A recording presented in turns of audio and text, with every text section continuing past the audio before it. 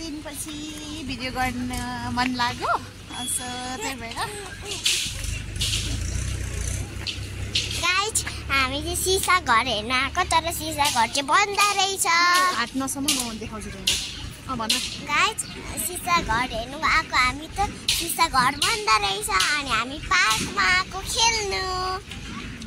म एक्लै छु अनि साथीहरू तपाईहरुलाई कस्तो छ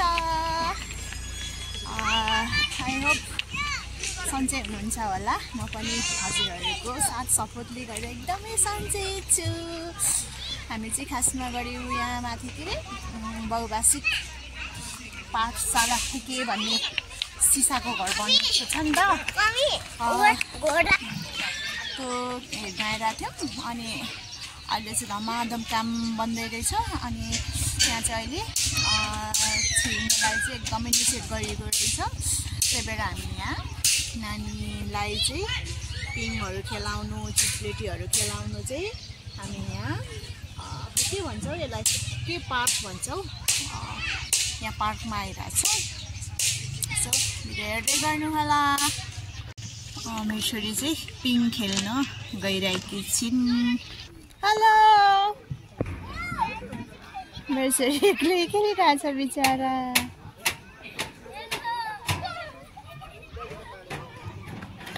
शनिबार चाहिँ उसको दिदीहरूलाई नि लिएर आउनु पर्ने के हेलो कता हुनुहुन्छ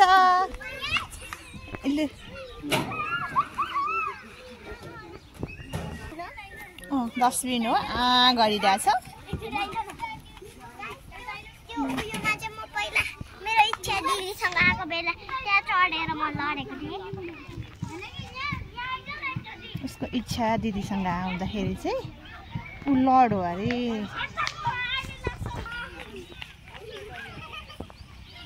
के गर्ने ऊ यहाँ पर पनि रहेछ त ऊ त्यो चाहिँ के हो बाबा छोरी चाहिँ तल घुमिरहेको छ घुम्ने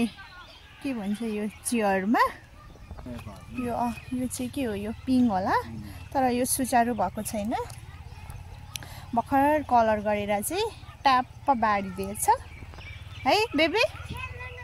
माथि जाउँ त्यो खेल्नु अब 1-2 दिनमा हुन्छ गाइस कस्तो दामी यो के अरे पिपलको बोट टक्कसँगले चिटिक्क परेको क्या गाइस तपाईहरुले देख्न सक्नुहुनेछ यो सिसाको घर बहुभाषिक पाठशाला हैके जातिको हामी अघि आउँदाखेरि यही बाटो हुँदै उता यो पार्कको गेट तल छ नि त अनि त्यहाँ माथि एउटा टिकटक बनाउनु पर्यो भनेर जाँदैछौँ यिनीहरू पनि भन्दैछ यो चाहिँ के होला यो पानी जमाउने ठाउँ होला गाइस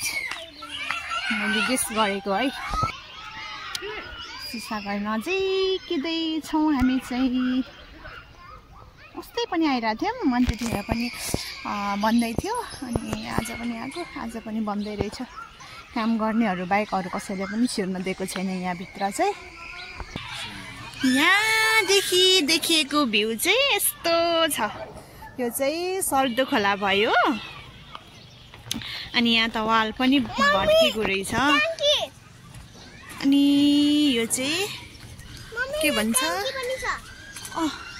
त्यो सिसा घरको एरिया है एकदमै हरियाली दुबोहरू पनि रोपिदिनु भएको रहेछ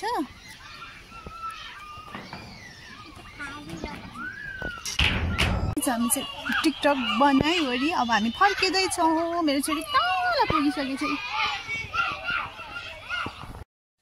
म चाहिँ आनन्दले पिङ खेलिरहेको छु है अनि छोरी चाहिँ माथि चिप्लेटी खेलिरहेछ अनि मैले चाहिँ मेरो बुढालाई चाहिँ यसो क्यामेरा घुमाउन भनेको क्या अनि पुरै बुढाले चाहिँ क्यामेरा घुमाउँदैछ केटाकेटीहरू टन्नै खेलिरहेछ है बेलुका पाखा चाहिँ शीतल हुने रहेछ कि गाइस अहिले चाहिँ यसरी बत्तीहरू बलिरहेछ मेरो छोरी खेल्दै खेल्दै यहाँ आइपुगेकी छिन् जाने भन्दाखेरि